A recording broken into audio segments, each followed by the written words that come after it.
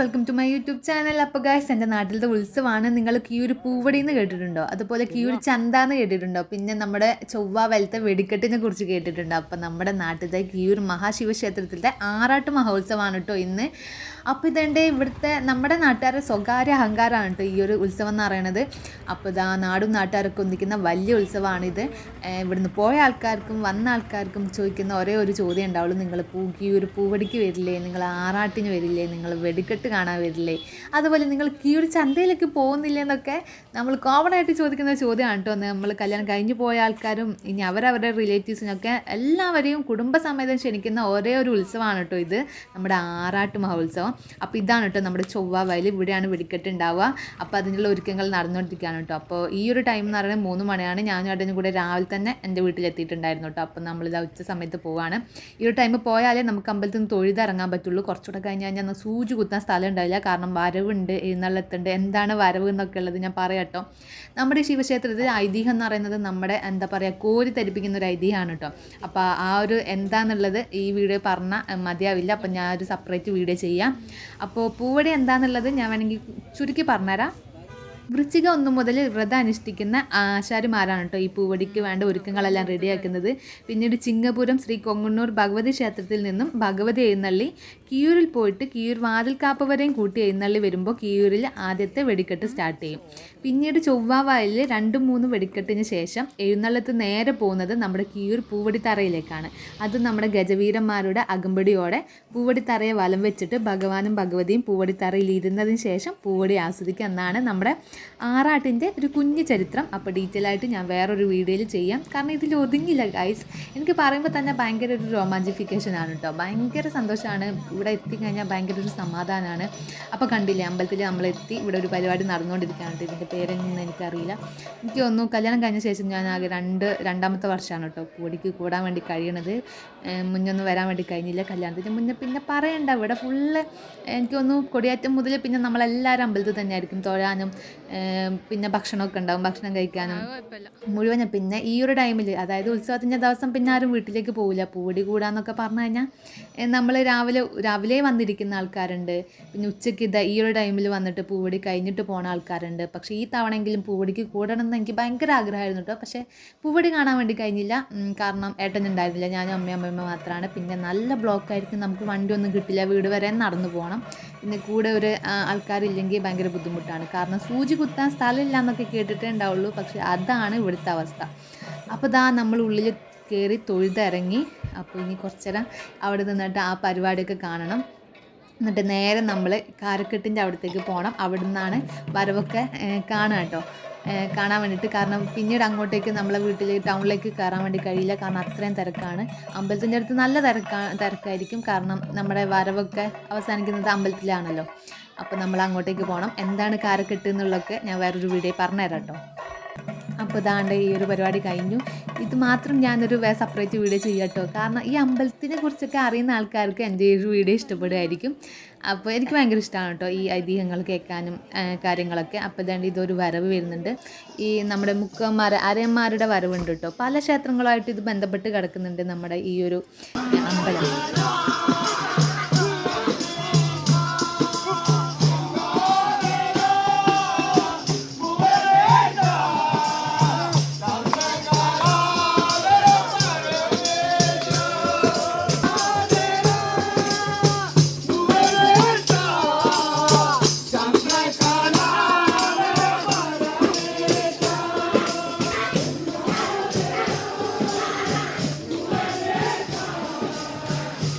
Guys, അമ്പലത്തിൽ നിന്ന് തൊഴുത് നമ്മളിതാ പോവുകയാണ്. ഇപ്പോൾ ഒരു 5:30 ആ ഒരു ടൈമാണ്. ഇപ്പോൾ കണ്ടില്ല, തിരക്ക് നല്ല തിരക്കാണ്. ഇനി കുറച്ചുകൂടെ കഴിഞ്ഞാൽ ഭയങ്കര തിരക്കാണ്. എന്താ പറയണ്ടതെന്ന് അറിയില്ല. അപ്പം നമ്മൾ ഇവിടെയാണ് കേട്ടോ കാരക്കെട്ട്. ആരും ഇത് കണ്ടില്ല. അതൊക്കെ എന്താ സംഭവം ഡീറ്റെയിലായി പറയാതെ നിങ്ങൾക്ക് ഇപ്പോൾ ഒന്നും മനസ്സിലാവില്ല. അപ്പോൾ അതേണ്ട ഇവിടെയാണ് എല്ലാവരും നിൽക്കുക. അപ്പോൾ ഇതാ വേറൊരു വരവ് കൂടെ പോകുന്നുണ്ട്.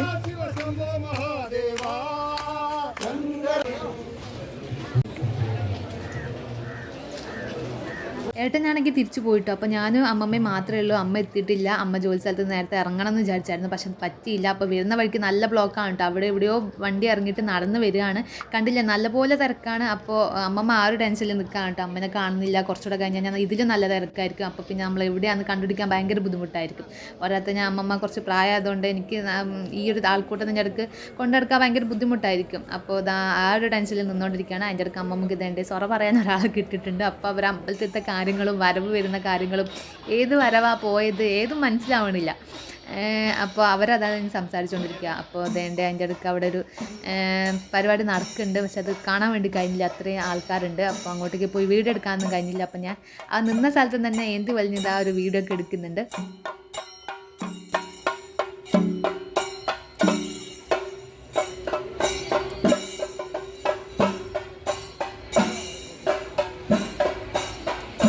എഴുന്നള്ളത്ത് വാള എഴുന്നള്ളത്താണ് കേട്ടോ. അപ്പോൾ ഇതേണ്ട ഇവിടെ നിന്നാലേ കറക്റ്റ് കാണാൻ വേണ്ടി കഴിയുള്ളൂ. പിന്നെ അമ്പലത്തിൽ പോകാന്നുണ്ടെങ്കിൽ കാണാം, പക്ഷെ അത്രയേറെ ജനങ്ങളായിരിക്കും. പിന്നെ നമുക്ക് റിട്ടേൺ വരാൻ ഭയങ്കര ബുദ്ധിമുട്ടായിരിക്കും. ഇവിടെ തന്നെ ഇത്രയേറെ ആൾക്കാരുണ്ടെങ്കിൽ അമ്പലത്തിലത്തെ അവസ്ഥ ജസ്റ്റ് ഒന്ന് ചിന്തിച്ചാൽ മതി. അപ്പോൾ ഇനി ഇത് കാരക്കെട്ടാണ് കേട്ടോ. അപ്പോൾ കാരക്കെട്ടിൻ്റെ അടുത്ത് ഞാൻ വരും. കഴിഞ്ഞ പ്രാവശ്യം ഇതേണ്ട 2 ആന ഉണ്ടായിരുന്നു. ഈ പ്രാവശ്യം കാരക്കെട്ടിൻ്റെ എഴുന്നള്ളത്തിന് 1 ആനയുള്ളൂ. മറ്റേത് ഇനി പൂവടിത്തറ വലം വെക്കാനും പൂവടിയിൽ ഭഗവതിനെയും ഭഗവാനെയും അവിടെ അങ്ങനെ എന്താ പറയുക പ്രതിഷ്ഠ ചെയ്യാനും ആനകളുണ്ടാവും കേട്ടോ. അപ്പോൾ ഇതാ അവരങ്ങനെ വരവ് ഇനി അമ്പലത്തിലേക്ക് പോവുകയാണ്.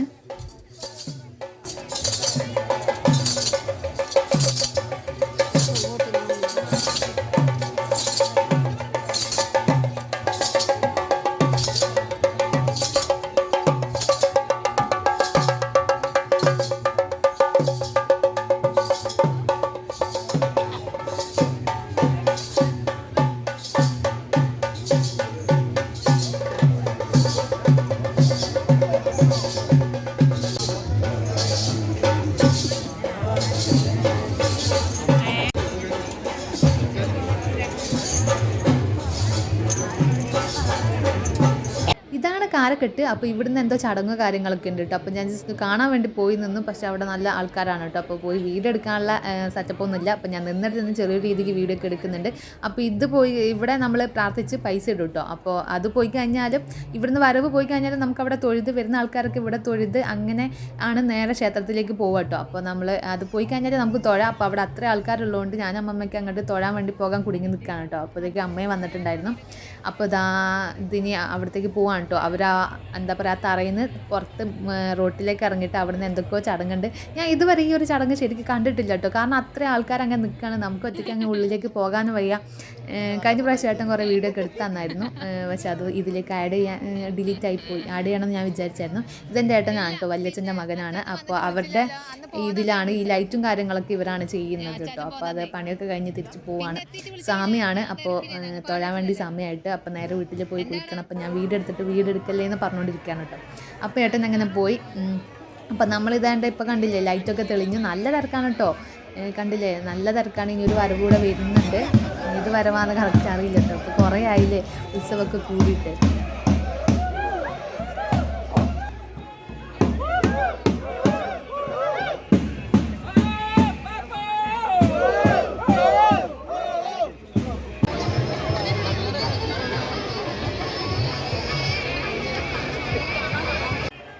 അപ്പോൾ ഞാൻ നേരത്തെ പറഞ്ഞ കാരക്കെട്ട് ഇതാണ് കേട്ടോ. ഇവിടുന്ന് വരവ് പോയി, അതുകൊണ്ടാണ് ഇവിടെ ആളൊഴിഞ്ഞത്. ഇനി എല്ലാവരും അമ്പലത്തിലാണ് കേട്ടോ. ഇനി അടുത്ത എഴുന്നള്ളത്തൊക്കെ അമ്പലത്തിൽ നിന്നാണ് ഇങ്ങോട്ടേക്ക് വരിക. അപ്പോൾ എല്ലാവരും ഇനി അമ്പലത്തിലായിരിക്കും ആൾക്കാർ. അപ്പോൾ നമ്മൾ ഇനി അമ്പലത്തിലേക്ക് തിരിച്ചു പോകണില്ല. നമ്മൾ ഇവിടെ തൊഴുതിട്ട് നേരെ വീട്ടിലേക്ക് പോവാണ്. പൂവടി തുടങ്ങുന്നത് ഒരു 9 മണിയാവും കേട്ടോ. അപ്പോഴാണ് എഴുന്നള്ളത്ത്. നമ്മുടെ ആനയുടെ പുറത്ത് ഭഗവാനെ എഴുന്നള്ളിച്ച് പൂവടിത്തറേൻ്റെ അവിടെ വലം വെച്ചിട്ട് ഭഗവാനും ഭഗവതിയും ഇരുന്ന് അപ്പോഴാണ് പൂവടി സ്റ്റാർട്ട് ചെയ്യുക. ആദ്യത്തെ വെടിക്കെട്ട് 9 മണിക്ക് തുടങ്ങും തോന്നുന്നു. ചിലപ്പോൾ സമയം അങ്ങോട്ടും ഇങ്ങോട്ടൊക്കെ ചേഞ്ച് ആവും. പിന്നീടുള്ളത് 12 മണി അങ്ങനെ നല്ലപോലെ ലേറ്റ് ആവും. അപ്പോൾ ഞാനും അമ്മയും മാത്രമല്ലേ ഉള്ളൂ. അപ്പോൾ പോലെ ഭയങ്കര ബുദ്ധിമുട്ടായിരിക്കും. നല്ല തിരക്കും വണ്ടിയൊന്നും കിട്ടില്ല. നമ്മൾ വീട് വരെ നടക്കേണ്ടി വരും. ഭയങ്കര ടാസ്ക്കാണ്. അപ്പോൾ നമ്മൾ നിൽക്കണില്ല. ഇനി അടുത്ത വർഷമെങ്കിലും ഈശ്വരൻ അനുഗ്രഹം ഉണ്ടെങ്കിൽ പൂവടി കൂടാൻ കഴിയുമെന്ന് വിചാരിക്കുന്നു കേട്ടോ. അപ്പോൾ പോണ വഴിക്കുന്നുണ്ട് ഞാൻ മൈലാഞ്ചി ഇടാണെന്ന് വിചാരിച്ചായിരുന്നു കേട്ടോ. പിന്നെ എനിക്ക് ഈ ഇടയ്ക്ക് ചെറിയൊരു അലർജി പ്രശ്നമൊക്കെ ഉണ്ട്. അപ്പോൾ നൈസായിട്ട് ഞാൻ അമ്മേൻ്റെ കൂടെ ഇട്ടോളാൻ പറഞ്ഞു. അപ്പോൾ ഇത് കണ്ടില്ല, അവിടെയൊക്കെ ഫുള്ള് ക്യാമറയും കൊണ്ട് ആൾക്കാരാണ് കേട്ടോ. ഇത് ഞാൻ പഠിച്ച സ്കൂളാണ്. അപ്പോൾ നമ്മൾ തിരിച്ചു പോവാണ്. ഇപ്പോൾ തന്നെ കണ്ടില്ലേ നല്ലപോലെ ഇടായി. ഒരു 8 ആയില്ലേ, 7:45 ആ ഒരു ടൈമായിട്ടോ. റോഡൊക്കെ നല്ലപോലെ ബ്ലോക്കാണ്. ഇനി നമുക്ക് പോകുമ്പോൾ വണ്ടി കിട്ടുമോ എന്ന് ഞാൻ സംശയമാണ് കേട്ടോ. പിന്നെ കുറച്ച് സാധനമൊക്കെ വാങ്ങി, കുറേ ഒന്നും വാങ്ങാൻ വേണ്ടി കഴിഞ്ഞില്ല, കാരണം നല്ല തിരക്കാണ്. ഇന്ന് നാളെ സമാധാനപരമായി സാധനമൊക്കെ വാങ്ങാമല്ലോ, തിക്കും തിരക്കും ഇല്ലാതെ. എന്നാലും തിരക്കായിരിക്കും കേട്ടോ, 2-3 ദിവസം നല്ല തിരക്കായിരിക്കും. 10 ദിവസത്തിനടുത്തൊക്കെ ഈ കീഴ് ചന്ത ഉണ്ടാവും കേട്ടോ. ഇതാണ് ഞാൻ നേരത്തെ പറഞ്ഞ പൂവടിത്തറ കേട്ടോ. അപ്പോൾ ഇനി എഴുന്നള്ളത്ത് ഇവിടെ വലം വെച്ചിട്ട് ഇവിടെ ഭഗവാനെയും ഭഗവതിയെ ഇരുത്തിയിട്ടാണ് വെടിക്കെട്ട് ഫുള്ളായിട്ട് പൊട്ടണത് കേട്ടോ, അവർക്ക് കാണാൻ വേണ്ടിയിട്ട്.